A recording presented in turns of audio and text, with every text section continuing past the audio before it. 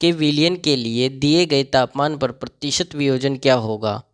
ठीक है, यानी कि हमें प्रतिशत डिसोसिएशन निकालना है। वियोजन का मतलब होता है डिसोसिएशन, प्रतिशत डिसोसिएशन निकालना है।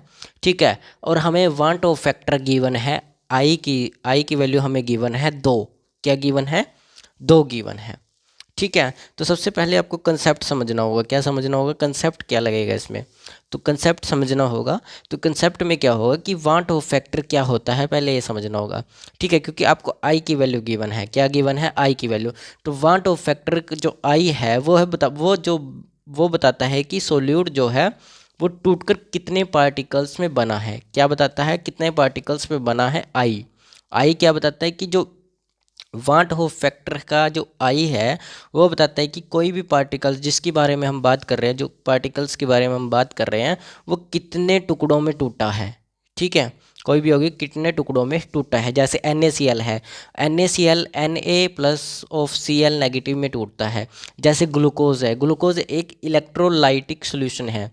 क्या है? इलेक्ट्रोलाइटिक कंपोनेंट है। तो अगर इलेक्ट्रोलाइटिक कंपोनेंट है तो वो कभी टूटेगा ही नहीं 2 भागों में। वो क्या करेगा? सिर्फ एक ही आयंस बनाएगा, एक ही चीज़ बनाएगा। ठीक है, और जो एक ही पार्टिकल बनाता है उसको हम बोलते हैं इलेक्ट्रोलाइट, यानी कि ग्लूकोज है जैसे।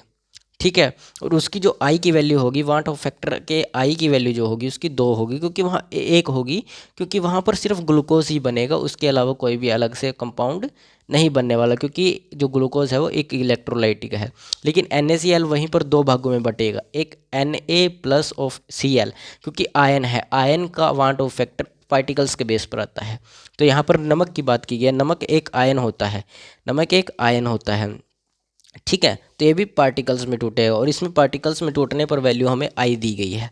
और जो आई है वो है वांट ऑफ फैक्टर का एक कारक है। ठीक है, जो हमें बताता है कि कोई भी यौगिक या कोई भी कंपोनेंट कितने पार्टिकल्स में टूटा है। तो आई की वैल्यू दी गई है, तो फॉर्मूला क्या होता है उसका?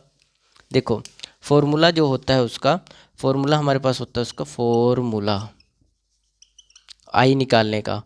तो I is equal to 1+N-1 alpha. Alpha का मतलब यहाँ पर होता है डिग्री ऑफ डिसोसिएशन। क्या होता है? Degree of dissociation. आई का मतलब हमारे पास होता है ये वांट ऑफ फैक्टर। ठीक है, पार्टिकल्स कितने भाग में टूटे हैं। एन का मतलब होता है कि ये कितनी जगह पर टूटा है, कितने पार्टिकल्स बनाए हैं इसने। ठीक है, तो सबसे पहले हम देखते हैं डिसोसिएशन कहाँ पर हुआ है।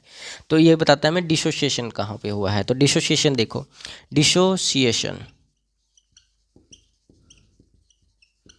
ठीक है, डिसोसिएशन हमें निकालना है डिग्री ऑफ डिसोसिएशन।